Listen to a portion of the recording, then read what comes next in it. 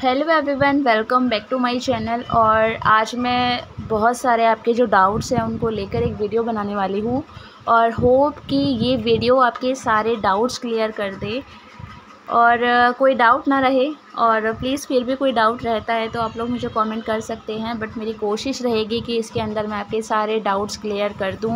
आपकी छुट्टियों से लेकर आपको कितने दिन रहना है, जाना है, कहाँ रहना है, कहाँ रुकना है, कहाँ पर सेंटर चूज़ करना सही रहेगा, वो सारी चीज़ें आज की वीडियो में मैं आपको क्लियर करूँगी।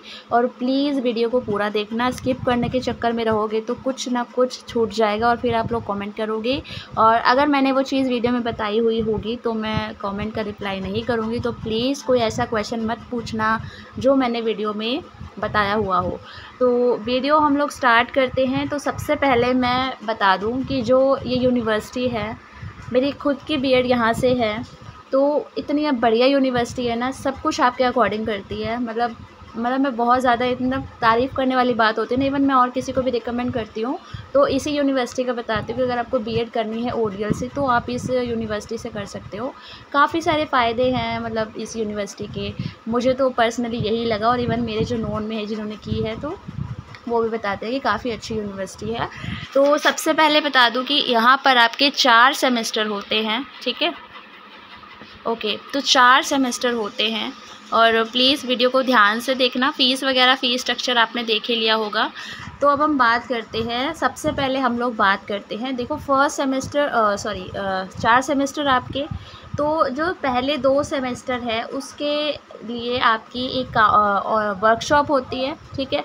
और जो बाद के वो है उसमें वर्कशॉप होती है, यानी आपके फर्स्ट सेमेस्टर में और थर्ड सेमेस्टर में 2 वर्कशॉप होंगी, ठीक है। फर्स्ट सेमेस्टर में 5 या 6 दिन की वर्कशॉप होती है और थर्ड सेमेस्टर में वही मतलब 5-6 दिन की वर्कशॉप होती है।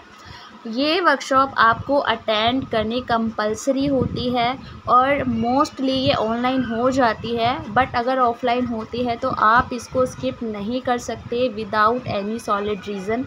तो ये आपको अटेंड करनी ही पड़ेगी वर्कशॉप। तो आप किसी भी यूनिवर्सिटी से करेंगे तो वो आपको अटेंड करनी होती है। मेरे टाइम पे और अभी जो न्यू बैच है उनकी ऑनलाइन ही हुई है दोनों बार वर्कशॉप। तो होप आप लोग जब भी जो बच्चे एडमिशन लेंगे तो उनकी भी ऑनलाइन हो जाए। तो ये थोड़ा सा मैं डाउट क्लियर कर दूं कि ये यूनिवर्सिटी के ऊपर है कि वो ऑनलाइन कराती है या ऑफ़लाइन। अगर ऑफ़लाइन कराती है तो भी आपको अवेलेबल रहना बहुत ज़रूरी है, और अगर ये ऑनलाइन कराती है तो भी आपको ऑनलाइन अवेलेबल रहना बहुत ज़रूरी है, ठीक है। उसके बाद हम बात करते हैं छुट्टियों की। तो 4 सेमेस्टर हैं, 4 बार पेपर होते हैं। आप पेपर 2 सेमेस्टर के इकट्ठे दे दीजिए अगर आपको छुट्टी की दिक्कत है। और यहाँ पर जो एग्ज़ाम से गैप नहीं होता है, एग्ज़ाम के अंदर आपको कंटिन्यूएशन में एग्ज़ाम होता है। मे भी बीच में संडे पड़ गया तो एक अलग बात है, बट आपको कंटिन्यूएशन में एग्ज़ाम होता है। अभी मैं आपको सेमेस्टर वाइज चीज़ें बता रही हूँ और इसके साथ ही मैं आपको बताऊँगी फाइल्स वगैरह का क्या सीन रहता है, इंटर्नशिप आप लोग कैसे करेंगे, एग्ज़ाम सेंटर्स है वो आप लोग खुद चूज़ करते हो तो उस चीज़ की टेंशन छोड़ दीजिए कि आपको कहीं दूर भेज देंगे एग्ज़ाम देने के लिए। आपको जो सूटेबल हो, जो नियर बाय हो, तब भी जब आप एडमिशन लेते हैं तो आप अपने हिसाब से उसको चूज़ कर सकते हैं। फर्स्ट सेमेस्टर में आपसे वहाँ चूज़ करवाया जाएगा कि आप कौन सा एग्ज़ामिनेशन सेंटर लेना चाहते हैं, क्योंकि फर्स्ट सेमेस्टर की फ़ीस आप लोग वहाँ पर सबमिट करते हैं।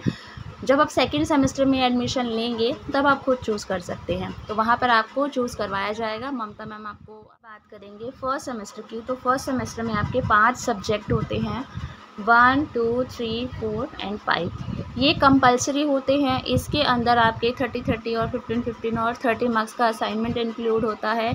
असाइनमेंट आपके ऑनलाइन होते हैं, आपको 1-1.5 महीना मिलता है असाइनमेंट करने के लिए।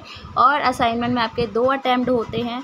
2 अटैम्प्ट में से जिसमें आपका हाईएस्ट स्कोरिंग अटैम्प्ट होता है वो माना जाता है, और उसमें आपको 1 घंटे का टाइम मिलता है। 30 क्वेश्चंस होते हैं, दोनों में ही 30 होंगे, 30 नंबर वाले में भी होंगे, और 30 वाला बाद में जो 15 नंबर वाला है वो 15 में से बाद में कर देंगे, ठीक है। तो होप ये क्लियर हो गया है आपको फर्स्ट सेमेस्टर का।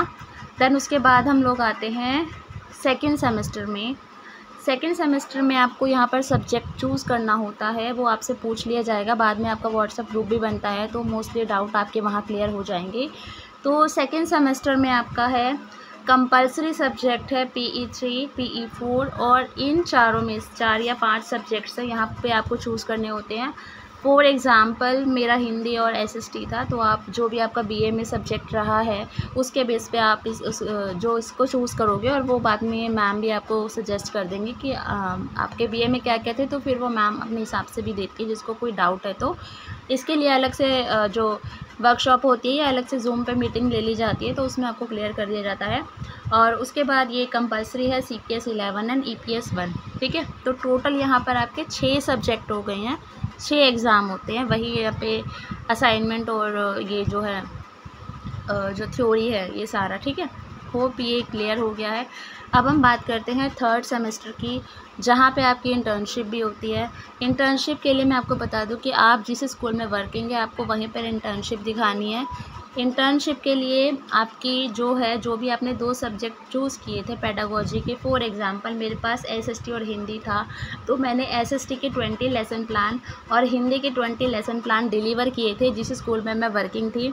और 2 टीएलएम तो आपको वैसे यूज़ करने ही होते हैं टीचिंग में, बट जब आप वाइवा के लिए जाते हैं तो 2 बेस्ट टीएलएम भी आपको लेकर जाने होते हैं वहाँ पर, ठीक है। इंटर्नशिप जो है वो आपकी 300 नंबर की होती है और पेडागोजी की जो पेपर है वो आपके 50-50 नंबर की होती है। तो थर्ड सेमेस्टर में आपका ये काम होता है कि आपको 2 लेसन प्लान डायरी बनानी है अलग अलग। जैसे मैं एग्जांपल देके बताती हूँ, मैंने हिंदी की अलग बनाई थी, एसएसटी की अलग बनाई थी, और 4 या 5 टॉपिक आपको दिए जाते हैं, उनमें से किन्हीं 2 पर आपको फ़ाइल बनानी होती है, like mid day meal, PTM हो गया या केस स्टडी हो गई, है ना। इस तरीके से 4-5 टॉपिक हो तो हर साल चेंज हो जाते हैं, तो इस तरीके से आपको फ़ाइल बनानी होती है। और फाइल मैंने जो 9th-10th में लगती थी ना हमारी प्रैक्टिकल की फ़ाइल, एक साइड ब्लैंक वाली और लाइन वाली, वो मैंने यूज़ की थी। तो उसी के अंदर मैंने मिड डे मील वाली फ़ाइल बनाई थी और उसी के अंदर मैंने केस स्टडी, यानी 2 फाइल्स हमें बनानी होती है 2 टॉपिक पे। तो ये काम हमें करना होता है। और लेसन प्लान के लिए आप लोग डायरी या पेजेस जो भी आपको सूटेबल हो, जो ठीक ठाक से आप वहाँ पर ले जा सको, तो वही होता है। और वही वाइवा में आपने जो भी बनाया है उससे रिलेटेड क्वेश्चंस पूछते हैं वो लोग। और वाइवा में भी ज़्यादा गैप नहीं देते हैं, आपके एग्ज़ाम के एक या 2 दिन बाद आपका वाइवा रख दिया जाता है, मोस्टली तो नेक्स्ट डे ही रखते हैं लोग। तो यही था, थर्ड सेमेस्टर में आपका 100 नंबर का पेपर हो गया, 50-50 का, ठीक है। और 300 नंबर का आपकी इंटर्नशिप हो गई, उसके अंदर आपका वाइवा भी इंक्लूड है और आपकी फ़ाइल्स और ये, ठीक है। तो होप ये भी आपको क्लियर हो गया है। देन उसके बाद हमारा है फोर्थ सेमेस्टर। फोर्थ सेमेस्टर में आपके टोटल 7 सब्जेक्ट्स होते हैं। फोर्थ सेमेस्टर में आपके 4 सब्जेक्ट का पेपर होता है और 3 सब्जेक्ट का आपका वाइवा होता है, ठीक है। तो यहाँ पर आपकी कोई भी फ़ाइल, कुछ भी लेसन प्लान, कुछ भी नहीं बनता, सिंपली आपका वाइवा होता है। ये जो 3 वाइवा होंगे इसके लिए आपको बुक अवेलेबल होती है। तो बुक्स यहाँ पर है, एक सेकेंड, हाँ ये रही, EPS 2 drama and art in education, EPS 3 understanding the self and EPS 4 reading and reflecting on text. तो ये तीनों का आपका वाइवा होगा। और इसके अलावा CPS 20 और CPS 21 में से आपको एक सब्जेक्ट चूज़ करना होता है। और इसके अलावा ये जो 3 हैं ऊपर के, PE 5, 6 एंड 7, ये कंपलसरी होते हैं। तो यहाँ पर आपके टोटल 4 सब्जेक्ट आपका थ्योरी वाला है और 3 सब्जेक्ट है वो आपके वाइवा वाले हैं। और इस तरीके से आपकी जो बीएड है वो खुशी खुशी कंप्लीट हो जाएगी। असाइनमेंट वही आपका ऑनलाइन रहेगा। तो 4th सेमेस्टर में आपको कुछ नहीं करना है, 3rd सेमेस्टर में आपको करना है, फ़ाइल बनानी है।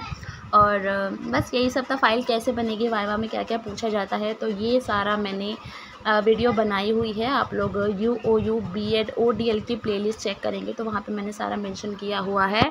तो होप आपके सारे डाउट क्लियर हो गए हैं। एग्ज़ामिनेशन सिटी आप अपने हिसाब से चूज़ कर सकते हैं।